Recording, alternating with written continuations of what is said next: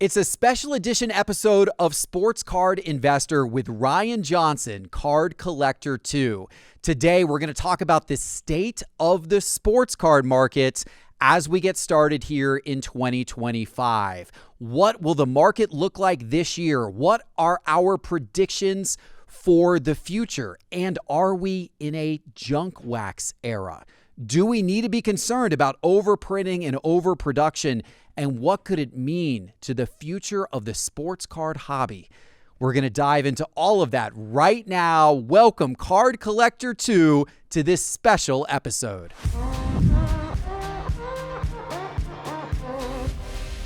Ryan, Happy New Year to you. Great to see you. Happy New Year, Geoff. Thank you again for bringing us back onto the channel. Yeah, absolutely. And it was about a year ago, the last time you and I sat down and did a long interview like this together. And that was right as 2023 had wrapped up.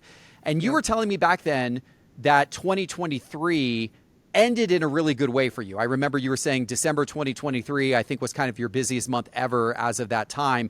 You were predicting back then that 2024 was going to be a good year. You felt like it was going to be a growth year, it was going to be a good year for the hobby overall and for different aspects of your business. So now that 2024 has come to a conclusion, how did it actually end up for you? Overall, it ended up being a really, really good year. And I would give you the same feedback I gave them around how the holiday ended in 23. We saw very similar numbers in 2024. From a shop perspective, Q4 was really our best quarter ever as a company in the shop. It was packed. The holiday rush is different. It really starts at Black Friday and goes really through like the first, it normally goes through about the first 2 weeks of January. And we saw really good numbers to end 2024. But I think a lot of our growth in 2024 was a lot more online than necessarily in shop. And shop didn't have an insane growth period. It was really actually stagnant year over year. Average transaction price was down a little bit. Transaction numbers were similar. But a lot of our growth was really online, both on Whatnot and on our website. We saw really tremendous growth on those two platforms. Allowed us to, really grow our team a lot. We've grown a lot in size in that way in 2024. So yeah, I feel really, really good about where we are headed into 2025. But as a company, it was definitely our best year ever. And what did you see? I'm curious kind of on the YouTube side, right? So people know you, people watching, they know you probably more from YouTube as Card Collector 2 than they even do from your shop, in Columbus, Ohio, and your Whatnot streams and everything like that. Yeah. Was it a good year for your content and for content consumption? Yeah, I think the content thing was, it didn't really, I think Brian and I have talked about this before, Brian being, our videographer, our main editor. He, I wouldn't say we really hit our goals in 2024 from like a content perspective, especially on YouTube. We had talked at the end of 23, early 24, and we had Card Talk got brought up. I went back and watched our old interview, and we talked about that. Card Talk had just ended.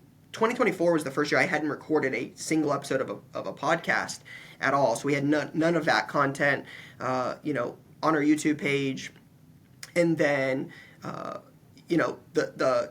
the biggest thing I noticed in early 2024, and I talked about this in our last interview at that time, but I was a few months into being a dad, right? So I think a lot of what I learned in early 2024 was really how to adjust to, a growing company, toddler at home, dad life, being a husband, being those things. So I think, when Brian and I had our end of the year recap and we sat down and looked at some of the numbers, I wouldn't sit here and say, yeah, YouTube was, insane. It was a great year, and I'm very grateful for what we did. But a lot of our time, especially in the early half of the year, was more figuring out, how to work, how to make things flow a little better. We ended up, hiring some more people to our editing team. There's a lot of things that happened there. So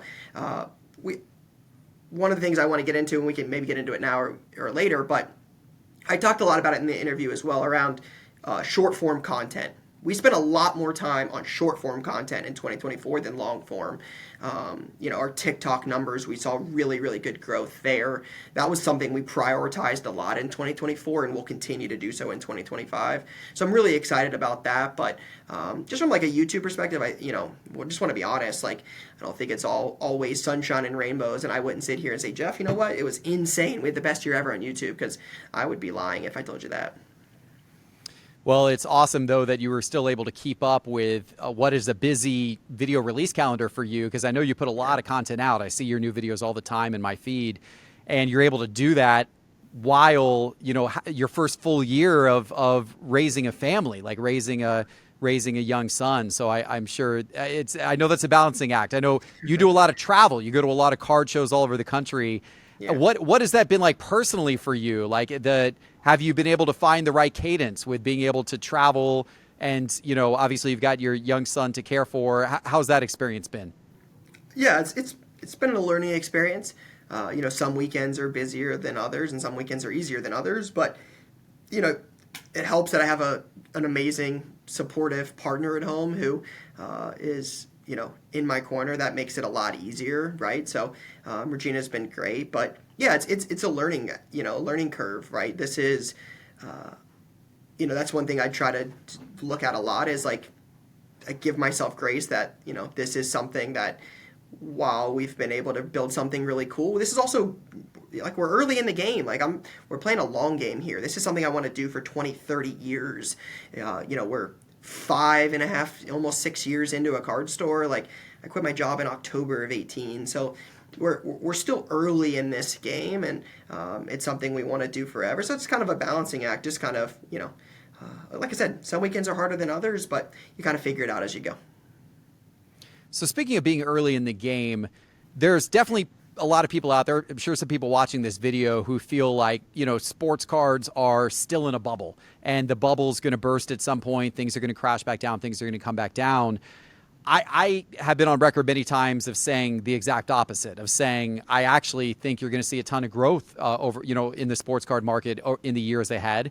One of the things I'm most optimistic about is Topps and Fanatics getting the NBA license, which they will get this year. I think in October of this year they'll get. And then the NFL license they get in early 2026, so they can start to produce officially licensed cards.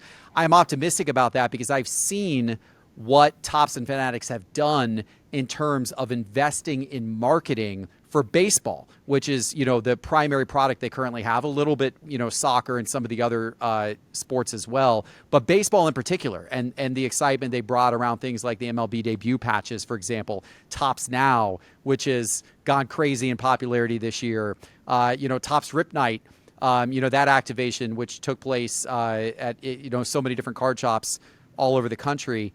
I know you had Mike Mahan, the CEO of Fanatics Collectibles, on your show just recently. I watched the interview. What were your main takeaways from that, and what gives you optimism that this is a 25 plus year game for you, and not just, we're at the high point of the moment right now and things are going to fall back down to earth? Yeah, that's a great question. And I asked Mike a question on there about like the 90s overproduction. Like, it's one thing you hear now is so many cards. Are we getting back to the junk wax era? And he talked a bit on that in the interview, and we talked about like scarcity, different products. But one of the things I took away from that, a little transition here, is you just hit on it. Like, I think that one of the things that Topps has done a really good job, and before I interviewed him, I went back through the year and was like, okay, what has Topps done this year? And you look at it, and it was on our interview in 2023 as well. Like, you look back at Topps, and we're right around the 3-year anniversary of Topps being acquired by Fanatics. And one of the things I think Topps has done a really, really fascinating job on is this like in the moment thing. The Topps Now being a huge piece of this. But think back of all of the things Topps has captured over this period of time that are so in the moment and so good for just demand and marketing and just so much potential in the long run at that particular time. the Skeens 101 debut is a big one. Obviously, the debut patches have been around a while, but the Skeens one got the Pirates' attention.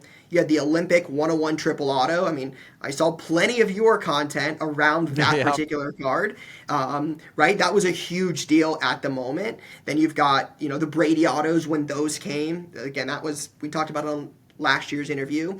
You had the Victor Topps Mercury product, one of the biggest prospects in a long time, probably since Zion. Whole entire product, game-used jerseys, on-card autos, the Ohtani 50-50 season. You've seen it so many times with Topps.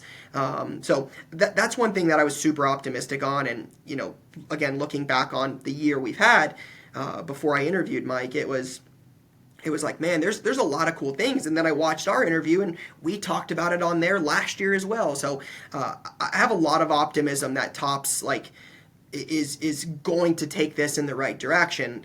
And you would imagine that some of these things are going to be in football and basketball when they happen, right? Like you see it now in baseball. You see the marketing behind baseball. You see the MLB debut patches. You see the MLB buyback. Don't know this for sure, but I would be hard-pressed to say that Topps is not going to implement those for basketball and football. Like, seems like a real obvious choice to say, hey, the NFL MVP buyback is happening. Like, seems like a really good way to drive audience and drive product sales and drive, a good thing about Topps is those go into stores. Like, you have to go, you go into card shops to trade that stuff in. So, yeah, I have, all the optimism in the world, but, again, I'm probably on the far end of the optimism side, so I'm probably a little biased. I'm super invested in the market, just as it's my livelihood. But yeah, I feel really optimistic. Yeah, I feel the same way. And look, I understand people's concerns, like the thing you brought up about the junk wax era. And I was really happy you asked Mike about that because that's on a lot of collectors' minds, and rightfully so. Like we've seen Victor Wembanyama now. He's become, I think, the 15th most graded player of all time in terms of total number of cards graded, which is crazy for a guy who is just early in his second year playing, right? And by the way, there's still rookie cards of his coming out, which I don't love. We're beyond the point that rookie cards should still be coming out. But, we saw, I've got some stats, from the year, and unfortunately, Victor Wembanyama, he was on our cold list of cards for 2024. His Prism is actually his card market as a whole over the course of 2024. His card market dropped by about 61% in terms of the price of his average card over the course of 2024, which I think is, some would say, surprising given that he's actually playing really well. Most of the guys on the cold list are guys like Will Levis and Anthony Richardson and Connor Bedard and even CJ Stroud, who had a down 2024 compared to an electric 2023. Sure. But Wemby is the one that you're like, well, that doesn't make any sense based on his play because he's doing well. However, so many cards of his have been printed. So many sets of his have been released, both from Topps and Panini now. And so you do have to worry about that a little bit. But from the manufacturer's standpoint, it's a tough balancing act because there's so much demand. So many people want Wemby cards that you want to be able to give collectors what they want, which is the opportunity to find Wemby cards in every single product that they open, basketball-wise. And they even put them in some baseball products and stuff this year. But on the other hand, when you do that, that means there's a lot of them out on the market. Now, what Mike Mahan said in your interview, which I thought was smart, was it's really about the stratification of products, right? Like they're going to have low-end products like Top Series 1 where they are going to print it heavily. And there will be a million cards of a particular player, coming out of that product, and they're not meant to be very valuable, and that's okay. But then they want to protect the value of some of their other products that are a little bit more premium for collectors that are really more about investing for the long term and everything like that. So I think that's really the only way they can do it. Did you think his answer on that was reasonable, and is that the right approach? Yeah. I mean, I wouldn't want to be in his shoes, right? It's such a hard balance because, I think about it and it's like, you mentioned the Victor cards are readily available and you got to get them in collectors' hands. I think the thing that when I asked Mike about that question, the thing that comes to my head on that is, I think the big thing about the long-term sustainability in the market and in the hobby itself is really the hobbyist, right? Like, I think a lot of the market we saw in 24 was really around like the breaking piece, the chase, like chasing those cards. But at the end of the day, we need collectors who want those cards for all of these products to end up there. Because if not, like, Victor cards don't sustain if nobody wants to collect Victor cards, right? So when you go down the product list, while it's a fair answer, it's, is the demand high? That's the tricky part, is like, is the demand high because breaking is such a big deal? Is the demand high because the cards and the products are really cool? Is the demand high because it's scarce and you can't get it? Like, what is really the reason why the product is so high? It's going to be interesting. That to me is going to be the $1,000,000 question. I know this is a little bit of a shift here, but it's to me it's going to come down to, are there enough collectors to end up to have these cards in the hands of, or is it just a passing the buck between hot new names year over year? And next year we talk about Bronny, Dalton Connect, whoever the basketball name is at the time, and whoever the next Shadur Sanders, Travis Hunter, like, where does the market go there? That to me, when I had the conversation with Mike, was one thing that stood out. Was a lot of cool product, and like I said, I don't want to be in his shoes because it's a tricky balance to not overproduce and not have everything go to $1,000,000 where nobody can afford it. But I think at the end of the day, the growth and the sustainability of the market comes from growing the collector base. We've talked about the marketing efforts from Topps before, like the Joy commercial that dropped right before the National. That commercial was great. That was a great job. And I think that helps grow the overall audience in the hobby. But I think that's going to be the $1,000,000 question in the long run, is can we grow the hobby 10x through collectors? Because I think at the end of the day, if it's just all passing the cards around, the sustainability piece is a lot harder. It's a wonderful point. And honestly, not only is that the $1,000,000 question, that is the multi-billion-dollar question, because really the longevity of the market, that's very critical. And as you said, the one word you didn't say, but I think holds very true, is flipper. And I do worry that with certain segments of the sports card market, there's so many flippers, right? And it feels a little bit like it did at times during 2020 and early 2021. Football in particular stands out to me in that regard. The swings of prices, the volatility in football is the most extreme. It used to be basketball. It felt like 3 or 4 years ago, basketball is what everybody was flipping. This year, last year I should say, more than ever before, it really felt to me like football. And if you look at the top, like our hottest cards of the year, our hottest and coldest cards of the year for 2024 in all of our market movers data, you had in the coldest cards of the year, I mentioned Will Levis, Anthony Richardson, CJ Stroud. Then hottest cards of the year, Sam Darnold, Jared Goff, Travis Hunter, Saquon Barkley. And by the way, football was the top 3. Like Saquon was 1, Travis Hunter was 2, Sam Darnold was 3 in terms of the whole year, hottest cards of the year. But also the same could be said about the coldest cards of the year. It was tons of football. Yep. I worry a bit about the football market. I think that baseball is more of a true collector's market. I think you've got a lot more collectors in the baseball market, a little bit less speculation, and that's healthy. I think football kind of is the opposite right now. I know your shop, you guys are big on football, right? That you're in Ohio. You've told me before, football is a huge part of your sales. Yeah. Do you worry in particular about that aspect of the football market, and what can really be done about it, though? Yeah, I don't know. I mean, I think if you look at the numbers from like a sports perspective on who's watching, the NFL is hard to rival. I mean, basketball viewership is down 48%.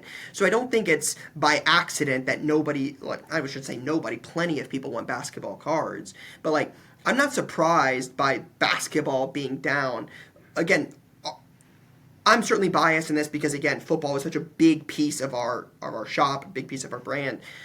But, you mentioned the baseball market isn't as speculative. Well, the Pirates have like a nearly $1 million offer on a Paul Skeens debut card. So we don't see that in football right now. There's no $1 million bounties on a Jaden Daniel 101 back Black Prism. There's like $1 million offer. Again, tickets. What we value the Pirates season tickets on is a different story. But there's big offers on those. Football, to me, I think the one thing I've seen, like, I pay a lot of attention to, like, some of the big, a lot of big names in the sports card hobby and what they pick up and the grades, the cards. I'm very curious about that. Like, I've always try to keep an eye on those. And one thing I look at is, I've seen a lot of sales on, like, Prism Blacks and National Treasures RPAs and really cool cards from the football space.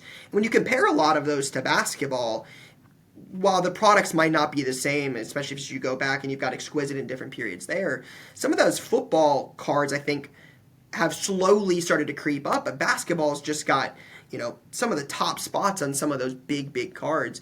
So I'm not surprised by football. Whether we should be paying thousands of dollars for Jaden Daniels and Caleb Williams and Brock Bowers is a different conversation.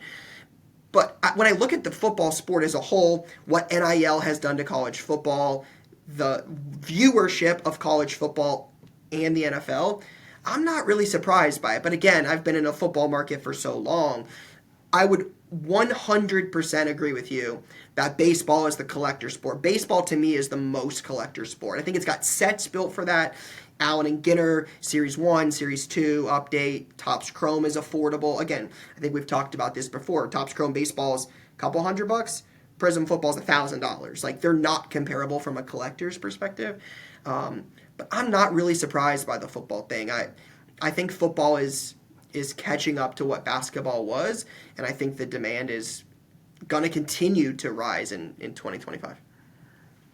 Yeah, I mean, it has certainly been hot. Maybe the answer in football right now, for those out there who like to speculate on the football market, which so many people do. By the way, so many kids. Like, the interesting thing, you probably saw it at the National this year.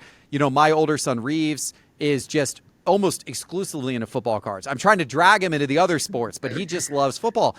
But all of the kids at that trade zone that we did at the National, football was predominant there. You saw some baseball and some basketball and a little bit of soccer, but it was primarily football.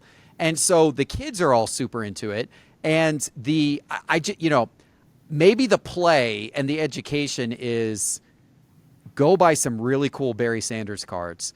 There's some really cool Barry Sanders cards out there. Go get some really cool Barry Sanders cards. Go get Drew Brees cards. Go get Peyton Manning cards. Go get cards of these stars, Elway and Marino and Roethlisberger and Eli Manning and Aaron Rodgers and these guys who have obviously got multiple rings, been around for some time, proven themselves, these stars of the last 30 years. Maybe that's a little bit more of the play, because it seems like the football card market is so focused on the current generation, the next generation, really, this year's rookies, last year's rookies, and a lot of those great players from the past, get a little forgotten about. Yeah, I think that's something I've enjoyed, trying to do for a long time. Like, I've got some cool Peyton Manning cards because the gap between Peyton Manning and Tom Brady is so substantial. Manning signs more, those arguments. But you also look at guys like, Joe Flacco, Super Bowl winning quarterback Joe Flacco, right? He's not exciting now. He might not be a Hall of Famer. Don't know, right? Matt Stafford is another one, Super Bowl winning quarterback, could be a Hall of Famer. And you look at this and you think, well, the guys now they would hope to have that kind of career. You win a Super Bowl. I mean, Cam Newton went to a Super Bowl, won an MVP, didn't win. But that's always the argument: is do you want the safe stock, the Amazons of the world? You want the safe ones, or do you want the upcoming, like, potential next big thing that you're gonna get at $1,000 and it's gonna go to $5,000? Like, I think that's gonna be the argument: is do you want the safe, steady, cool card that you're not worried about if Peyton Manning's going up or down, or do you want the card that's Jaden Daniels? And Jaden Daniels could be a top 5 quarterback ever. I'm not saying he will. I do not sit here and believe that today. But I think that's where the market is at now. Is it's more fun to say, hey, let's take a chance on this and hope that person is right, and we can say we were right, we believed. Or you buy the card that you know is a sure thing and you say, this is safe. This guy's already done this. It can't go down. I'll take my chances on this if you believe in sports cards. So it's really that question now of which path is it? Well, I think in general, developing more true collectors would help football and would help basketball. And because as you said, as we both said, there's more of that in baseball today. I think there's more of that in soccer today as well. I think you've got, a big collector bases in those areas. Soccer's more niche and specialized. Obviously, it's smaller, but the folks who are in the soccer community are very passionate about soccer cards. And so how can we develop more collectors and slightly less flippers? The flipping thing's fun and it's great. And obviously I talk about it on my shows and you cover some of that in your content as well. But how do we get more true collectors in football and basketball? And hopefully that's something that as Topps moves into those markets with their officially licensed cards this year and next year. Hopefully that's something they're going to put some thought into and help try to figure out that balance. So I'm curious, Ryan, as you look back on 2024, what is one takeaway? Like, kind of what is the biggest takeaway, the biggest story, the biggest thing you'll remember maybe overall from the sports card hobby from the year? That's a good question. I think from the hobby at large, a couple things. One, I think that the now moment, piece in time, is here to stay, and it's a big part of the future. I believe that to be very, very true. I think when Topps has the licensing for football, basketball, baseball, and they got EPL, they've got Disney, they've got WWE, they've got a lot of UFC, they've got a lot of things. That is going to be a big piece, especially as Fanatics Events grows, and you've got these events. They set up at, was it SummerSlam, WWE? I know that was one of their first ones in Philly. You saw them at Fanatics Fest. I think that moment in time is going to be a big piece of the hobby. I'm recently removed from that Mike Mahan interview where I got to speak to him, and he confirmed it, and I had seen it looking back in the year. So that is one I believe is a big takeaway for me, that this is a big piece of the future. And then this might surprise some people, this might not, but the show thing, the card show scene to me is, I'm a believer that people want to go to shows. They want to buy, they want to sell, they want to interact face to face. And when you can get 400, 500, 1,000 people for 1 or 2 days in some of the biggest cities in the country, I'm a believer that the card show scene is going to just continue to grow. I know I've given that opinion before, but Brian and I go 25 shows a year. And especially some of there's a lot of shows. We actually put out a video about the top 10 shows to go to. I've been to a lot of cool shows, and I think that's one thing I saw this year is that there was some really, really cool shows, and I'm excited to see how that grows. I know that's something we want to try to work more on. We don't have a lot of cool ones here in Ohio, but there's some really cool ones in the Midwest. We've been again all over the country, and I think the show thing is a big thing in the future. The shows are great. I mean, there's no better way to experience the hobby, to touch and feel the hobby and to interact with other collectors. I love trade nights at shows. I agree. I'm bullish on shows. And you've seen the growth of that. You've seen the expansion of that over the last few years. And a lot of these shows continue to grow and expand and add even more dates in 2025. So I think there's a lot of card show organizers that are really excited about the future as well, which is exciting. Now, I would be curious, what would be your take? What would be the thing you're most, I don't know how you phrase the question exactly, but I would be curious on your answer on this as well. For me, and obviously I look at the numbers a lot, right? That's how Sports Card Investor originally started, was looking at the market, looking at the numbers. So for me, 2024 was the year that the sports card market overall stabilized and started to really turn back up again and show a lot of signs of life. It became a much healthier market in 2024. And just to kind of prove that out, I covered this data recently on Sports Card Investor. In 2022 and 2023 collectively, our SCI 500 index of like kind of the 500 most prominent sports cards, Yeah. but it's a mix of ultra modern, modern, vintage, all the different sports. We mixed it all together. In 2022, from January 1st, 2022 through December 31st, 2023, that index dropped 32.6%. It was negative 32.6% over 2022 and 2023. In 2024, it was positive 4%.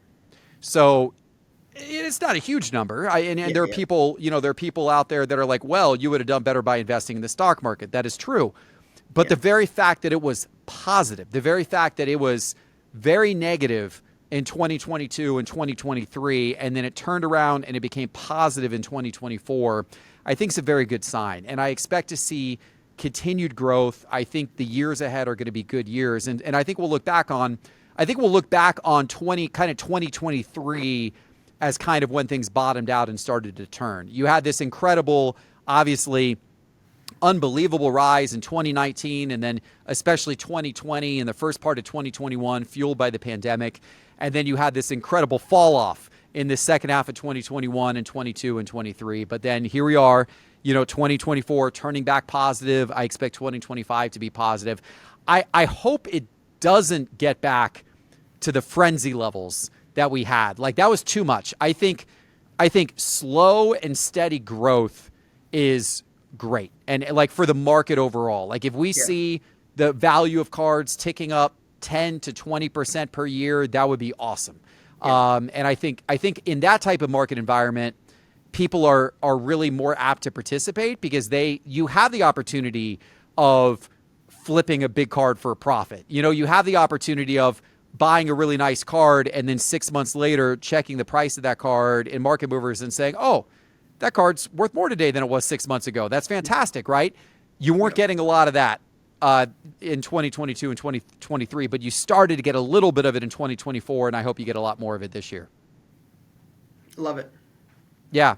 So, and then, of course, the other thing for me, on a personal level, obviously Cards HQ. That was like, I'll always remember 2024 with the opening of Cards HQ at the beginning of the year, and then all of the craziness leading up to that opening, which was wild. And then it was a super successful year for us. We grew a lot, and we're really excited about the future. So it was a great year one, and can't wait for future years here as well. I would be very curious, if you don't mind me asking this question.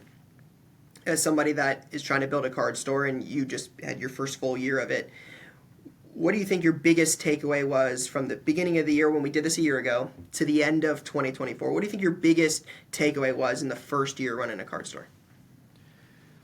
I think the two hardest things to manage that we learned a lot of lessons on were managing inventory, right? Yeah. Having enough inventory and having the right types of inventory to meet collector demand, getting that all right. It's very tough. You've got to be like what you do. You've got to be on the road actively buying all the time. And we actively buy in our card shop here, but that's not enough. You got to be at card shows. You got to be going all over active. If you want the type of card shop that both of us want, which is one that has a lot of up-to-date dynamic inventory, inventory's turning over and you got fresh things and a high transaction volume. If you want all that kind of stuff, you got to be pounding the pavement and buying inventory anywhere you can find it. So that's one thing. And then the other thing is managing cash flow. I mean, getting those, our allocations on product, like from Topps, they've gone up this year as we've sold more and more, which is awesome. But then you see these massive swings of, okay, we go to a card show and we buy $100,000 worth of cards. Well, that's a cash outlay. And then, it takes a little bit to recover that. You get a new product release in from Topps. Maybe it's a week or a month. When there's a whole bunch of product releases, you're writing massive check after massive check after massive check after massive check, and then it takes some time to recover that money because you got to sell through the product. And so managing those day-to-day cash flow swings, it's pretty intense. Yeah. December is, we learned a lot about it in December. Like, you have all those new products. You have a lot of Panini product. You have online exclusive like FOTL products. You've got Topps products. We had Bowman Chrome U come out. Like, you had Triple Threads baseball for the first time in a year. You had Prism football. Like, you had so many things in December while trying to make sure you have enough inventory for the holiday while it just those are great things that I don't think a lot of people think about as much when what goes into the shop is just those two things in particular. One, managing the cash, that's a huge piece of it. It's a good way to slow momentum if you don't have it right.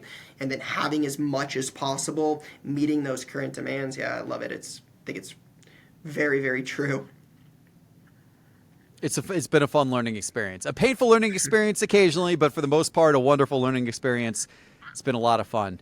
All right, Ryan. Well, to wrap up, Yeah. let's look forward to this year. Let's look forward to everything in front of us for 2025. What are you looking forward to most this year? And do you have any predictions of what might go on this year? Well, I might have answered your question wrong earlier because I think my prediction would be around card shows and that being a big part of the year. But like prediction, like things I'm looking forward to in 2025.